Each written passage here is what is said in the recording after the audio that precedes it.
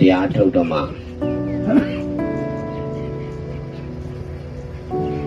ဒီတရားလုပ်တာကိုတခြားလုပ်နေတဲ့ပို့ပြီးတော့ကြောက်တယ်ဆိုတာပေါ့လေ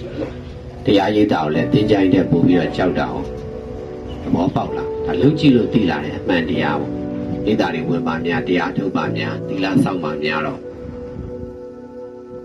အများကိုကူညီပါများတဲ့အခါမှာ